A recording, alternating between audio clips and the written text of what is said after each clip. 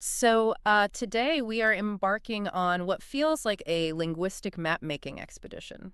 It's definitely not a straightforward analysis. No, we aren't looking at a single book or, a neat narrative. Instead, we have this stack of raw, kind of fragmented audio excerpts, Right. And they're mostly lyrical, very poetic. spanning at least five languages, too. We've got English, Spanish, Italian, French, Romanian.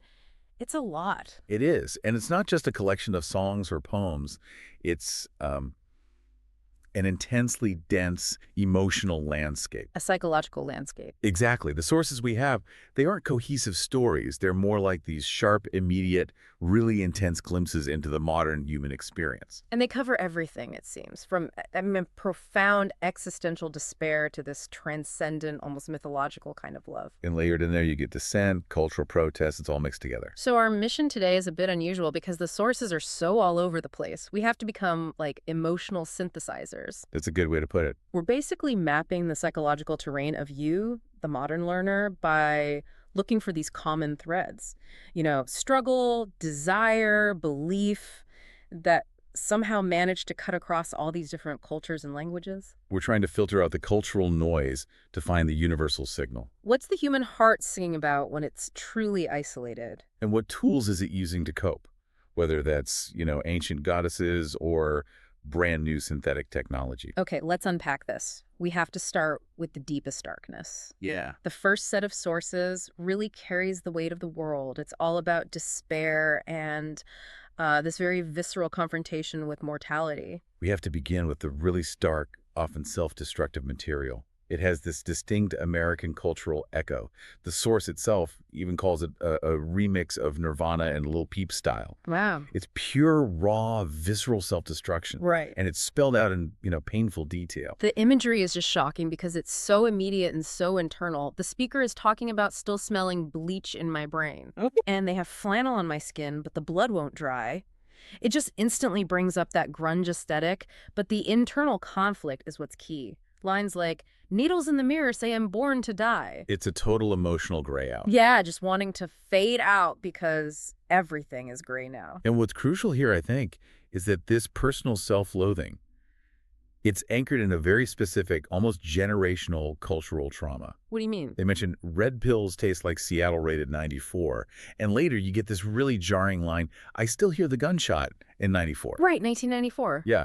And for you, the learner, if you don't immediately catch that reference, 1994 is often seen as the end of the grunge era, marked by a really tragic cultural event that, for many, signaled this generational loss of hope. And the red pills part feels very modern, echoing the opioid crisis. It links it all together. Profound personal nihilism connected to a systemic, generational kind of despair. That's fascinating. So the darkness isn't just I failed, it's like a learned cultural history of failure. Exactly. But then that intense personal grief, it shifts almost immediately to a sense of civic, of public grief, when we get to the sources about Beirut. And that contrast, it really shows that the modern psyche is processing both personal and global trauma at the same time. In the Beirut sources, we hear the city is dead, no one on the streets, and flags are all at half-mast. It's an image of total shared public sorrow, covered in blood-red carpets. But then the text just pivots on a dime. It offers this incredibly powerful moment of resilience. It suggests, maybe the city hasn't truly died because it's full of Lazaruses here. People are winning deathly struggles every day. Every day. And then you get the line that just reframes the whole experience for me. Now the bullet holes tell our fond memories. Wow. That's a powerful idea. It really is. I mean, while the American source finds trauma in a memory, in that gunshot, the Beirut source finds resilience, a shared history, in the actual scars. So one is isolated despair and the other is a collective, even if it's painful perseverance. The shared pain becomes a source of strength. It's not a reason to just fade out. And this kind of collective resilience, it leads us pretty naturally to the more contemplative urgency of memento mori. Remember, you must die. Right. The lesson learned from all this grief, personal or civic, is the fragile value of life itself, centered on the fragile hall of beating hearts. Yes, the final takeaway from this whole section on darkness is that time, it can't be wasted. Not after tonight. There's an acceptance there, but it's mixed with this real urgency. The individual heart might break, but the speaker accepts it. They're letting the river in my heart wash over me because they know the world keeps turning on. It's the cycle of loss leading directly to the urgency of living. It feels like a necessary transition. It is. After staring into that abyss of despair and, time running out, the sources pivot almost frantically towards You transcendence. have to. You can't just dwell on the inevitability of death without looking for some kind of spiritual or magical escape hatch. Exactly. If your reality is bleach and blood and constant systemic failure, the only logical response is to invoke magic, to invoke ancient power. Which brings us to the sources that lean on these ancient spells and divine abundance, like the one that references Ishtar. The hope here is purely divine. Under the influence of the mother, the goddess Ishtar. Who is, for context, this ancient Mesopotamian deity of fertility, love, war, you name it, a real powerhouse. A powerhouse, yeah. And under her influence, the impossible becomes completely real. You get lines like, wine will come out of fountains and it will rain bread from the sky. It's this glorious vision, a total reversal of the scarcity and the grayness we saw in those first sources. But then we get a contrast to that ancient primal power with the softer, almost self-aware fantasy of happy thoughts. It's very different. The speaker here isn't talking about a goddess. They're just confessing, I'm at a loss for happy thoughts. So they have to conjure their own hope. They do. They imagine glowing white hair wizards in the sky. And this sort of DIY spirituality, it has these specific, slightly irreverent commands for escape, like fly Pegasus, bite thy ear off. All set against this backdrop of a golden brown fog filling the sky. It's a very personal fantasy, and it uses mythological language, Pegasus, but it applies it almost like a meme, you know? Like a quick coping mechanism, not some deeply held religious belief. Right. But is that really transcendence? Or is relying on glowing white hair wizards just another form of escape, like the drugs that were referenced earlier? It feels like trading a chemical gray out for a mythological haze. That's a really important question. The sources seem to suggest that the modern psyche needs the language of magic, even if it doesn't really believe in the ritual anymore. And that need is anchored in real places, too. We see that in the Romanian source, Atinge Resi. Old Dutch, yeah. This is where ancient history and this spiritual seeking, they just merge with the physical landscape. The speaker is listening to the rustle of leaves passing on Hades rivers, and they mention the ruins of Făgăraș and Sarmizegetusa. And just to give you, the learner, some context, Făgăraș is an ancient fortress, and Sarmizegetusa was the capital of Dacia, which is pre-Roman Romania. So these are places just steeped in spiritual and military history. Exactly. The search for hope here isn't just abstract, it's tied to the ancestral land. They're seeking solace in ancient roots where the sun is gone and set. They're using geography as a spiritual anchor. What's fascinating here is how violently the sources toggle back and forth. I mean, it is whiplash. In the first segment, the core identity is, I'm nothing, I'm nothing. It's pure nihilism. But then they immediately demand transcendence. They're invoking deities, spells, flying horses. It's like the human heart needs that mythological escape hatch to survive the trauma it just described. The velocity of modern emotional navigation is just intense. So we've processed despair through history, geography, mythology. Now, I think we have to pull the lens in closer. Right, to the most immediate human need that cuts across all of those systems. Love and conflict. Yeah. And the intense cost of connection. Okay, let's go from the divine to the disastrously human, starting with the intensity of the Spanish source, corazón. This is not soft, gentle affection. This is destructive, all-consuming passion. The language is absolute. The speaker says they didn't get used to kissing a heart a medias. Which, for our listeners, means halfway. They don't do partial affection or moderate commitment. It's all or nothing, which, of course, sets the stage for betrayal. And so the betrayal has to be visceral to reflect those high stakes. The speaker cries out that the same one who was the one who cut your veins, love, is explicitly framed as a weapon. Wielded by the person you trust the most. And the devotion, even in the middle of all this destruction, is just terrifyingly absolute. The speaker says, Daría lo que sea por cambiarlo todo en esta vida, hasta el amor de mi vida por vos. The translation is basically, I'd give anything to change everything in this life, even the love of my life, for you. It's total emotional sacrifice, a kind of self-immolation that's framed as devotion. It just perfectly captures that destructive, romantic ideal. That emotional complexity, it flows right into the English source, Love You All, which talks about the really contradictory dynamics of saving a partner. It does. The speaker starts by expressing this deep need for the other person to just listen. And they're holding on to the promise that love allows transformation.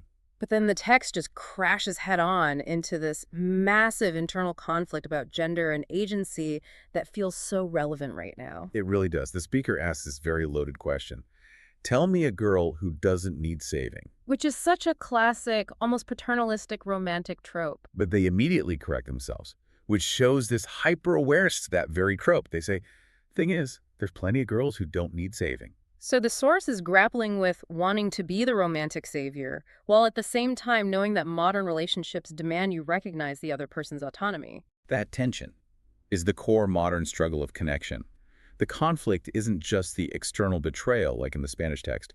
It's the internal fight between desire, the impulse to fix or be fixed, and the need for self-preservation and respecting agency. But it is comforting that the sources ground all this high drama in some simpler emotional truths. For sure. In sources like Love You and Fallen, the need just boils down to wanting to get to know you. And that endless recurring cycle of, I keep on fall in love with you. It reminds us that underneath the mythological spells and the dramatic betrayals, the fundamental human craving is just for simple intimacy. We're still looking for connection, even if the cultural scripts for how to find it are often pretty outdated and contradictory. So from the intimacy of love, we move outward. To rebellion, identity, and the search for your place in the world. And the Italian source, Senza Giacca e Cravatta remix, No Jacket, No Tie, is just a manifesto of anti-conformity. A total rejection of the corporate or societal template. No jacket, no tie is a very specific rejection of a rigid establishment identity. They declare, I'm not a statue, I'm not a slave. And the response isn't just apathy, it's constructive. It's building your own road brick by brick. And that final self-declaration is so dynamic. I'm the storm, I'm the lover. Yeah, they're claiming this powerful emotional identity that exists completely outside the conventional structured world. It's the storm that washes away all that grayness we talked about. But this rebellion, it isn't all just radical tearing down. It's balanced by the steady persistence we hear in the night. Rebellion requires patience, it requires stamina. And that source is the polar opposite of the immediate destructive nihilism we started with. It's about finding serenity when the earth will breathe easy. And that repeated quiet mantra of putting one foot after another tonight. It's the slow, determined journey that keeps the rebel going after the storm passes. And that journey is often collective. The feeling of shared movement is so strong in the source called Aliens. It describes this feeling of them flying and observing, but the community is right there, and it's affirming. It's not just me, it's everyone. All the heads are nodding. Right. And the core affirmation of life, then, comes through that shared movement, that groove. When I see you moving, you know I feel alive. Don't stop grooving. Identity isn't isolated, it's validated through collective action. But we have to pause here, because we need to talk about the strangest piece of all, the artificial imprisonment of Capitano Twister. It sort of wraps up this whole search for identity in a really abstract, enigmatic package. It's full of these surreal, almost nonsensical details. There's an illness called spring madness, a mole who feels as famous as Mickey Mouse. And the captain himself is described as a song factory. A song factory. The significance here, I think, is this idea of an unconventional leader. Capitano Twister is a figure of unseen influence. And crucially, after he falls in battle, his smell is described as unperceptible. Huh. Unperceptive. Yeah. He's a factory of art and influence, but his essential physical presence is invisible to the mainstream. This just reinforces that theme of unconventional identity, that the true power or essence of a person might be profound but totally impossible to register on conventional metrics. Okay, so to bring this comprehensive kind of chaotic emotional map home, let's step back and look at the meta-commentary. Yes. After all the poetic intensity and surreal imagery, you pointed out one source that just completely fractures the emotional flow. I did. After all the bleeding hearts and flying horses and invisible captains, we get this robotic clinical interjection. Currently, my only available mode is text mode. Which is just a stark, jarring reality check. It underscores this profound digital versus analog disconnect that's so inherent in how we express emotion now. It makes you ask, are we even capable of communicating this complexity outside of a poem or a song? When we default to text mode, we lose the smell, the blood, the song factory essence of the captain. And yet, even the systems themselves seem to be looking for alignment. That's where the theme of systemic harmony comes in with My synth bells chime. This source uses the technical language of digital creation synthetic bells to propose what is essentially a spiritual solution. It demands that we synthesize, synchronize. It recognizes the digital chaos, but insists on aligning it. The core message is holistic. All things are connected.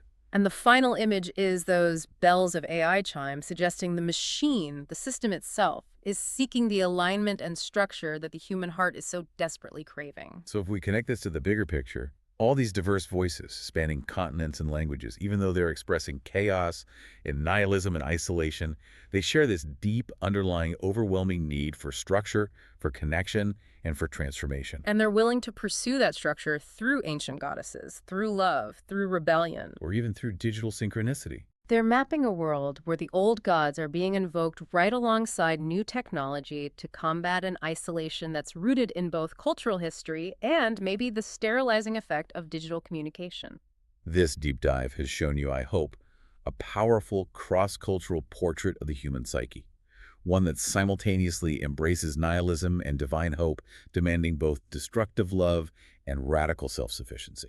We hope this synthesis helps you, the learner, process the massive and often contradictory breadth of emotional information that's just out there in the world today. And before we go, we heard that philosophical question in one of the sources. If a tree falls in the forest and nobody's there to hear it, does it make a sound? Right. Given the intensely personal, isolated emotional content we reviewed, the despair whispered in a hotel bath, the captain whose essential smell is unperceptible, we have to ask that question in a digital context. If we express profound despair or absolute love, but only through sterile, fragmented digital art, or when our only available mode is text mode, does that message truly land? Or does it just become one more of those unrecorded instances that, despite being real and deeply felt, never fully enters the global shared conversation? Something to consider as you translate your own feelings in a world that so often only defaults to a text box.